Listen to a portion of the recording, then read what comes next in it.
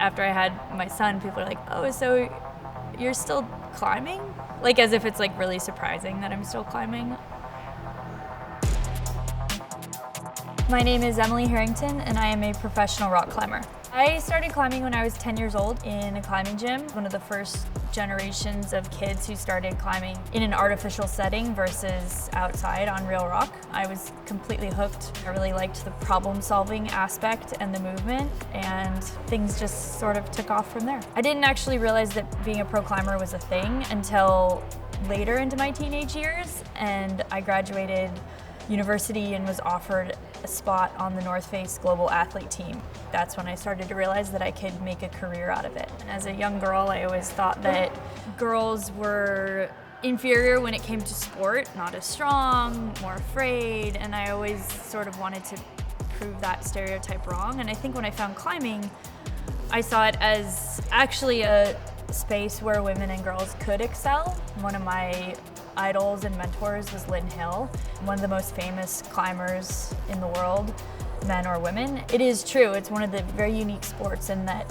the difference between men and women is pretty small, and it's actually narrowing as the sport progresses. My proudest career moment is probably free climbing the Golden Gate on El Cap in under 24 hours. It's the goal that took me the longest, took the most sacrifice and the most dedication. My third attempt of free climbing Golden Gate in a day, I took a bad fall really early on the route. I fell 50 feet and I hit a ledge, and there was a very serious fear of a spinal cord injury. I ended up getting really lucky. Mentally, it was quite difficult to bounce back from that. Pretty much a full year to get back to feeling confident again. But I think because I kind of owned my mistakes and moved forward with a different lens and making better decisions, I was able to come back from it. So when I woke up that morning ready to try for the fourth time, I just felt ready. When I stopped the timer on my watch and popped that bottle of champagne, it was just, I think there was a lot of relief. It was a bit surreal. I think oftentimes when you work so hard for something and then you finally achieve it, it doesn't become real until much later. There's a little bit of a emotional slump where you can feel a little depressed and empty and not sure what to do next, and that definitely happened to me. And now, years later, and a lot has changed, I actually have come around to feeling really proud of it. I'm also really proud of the fact that I became a mom and am continuing to push myself and find challenges in climbing. Climbing has taught me how to fail over and over again and how to sort of sit in that space of uncertainty and fear and discomfort.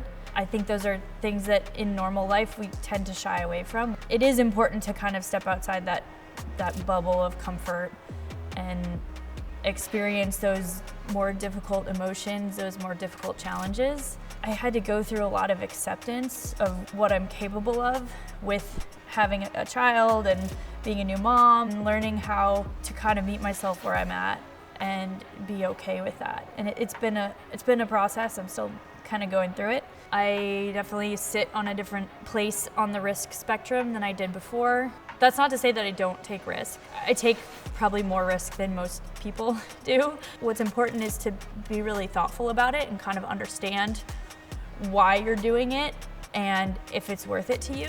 Being a full-time pro climber and a mom is it's a juggle. There are moments when it doesn't feel like much balance is being struck, but I think that's kind of the whole point of parenthood in some ways. But it's awesome. I can take him on climbing trips. He doesn't really climb that much yet, but he really likes to swing on the rope, and now he's gotten to the point where he's not really afraid of heights or exposure, and he can just kind of like swing really high off the ground, and he thinks it's totally normal.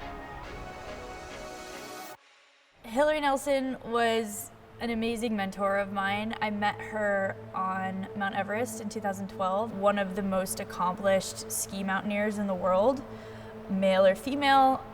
She was a mother of 2 boys. She became sort of like a big sister figure to me. She was someone that just was so determined and so driven and kind of didn't let anything get in her way. From Hillary, I learned that oftentimes leadership isn't something you necessarily decide. As a young girl, I just wanted to rock climb, and I wanted to challenge myself, and I wanted to do well at it. And now that I'm a little further along in my career and I have this film out, I've realized that I do have like a sense of responsibility and mentorship and, you know, a kind of a position of leadership that I've sort of fallen into.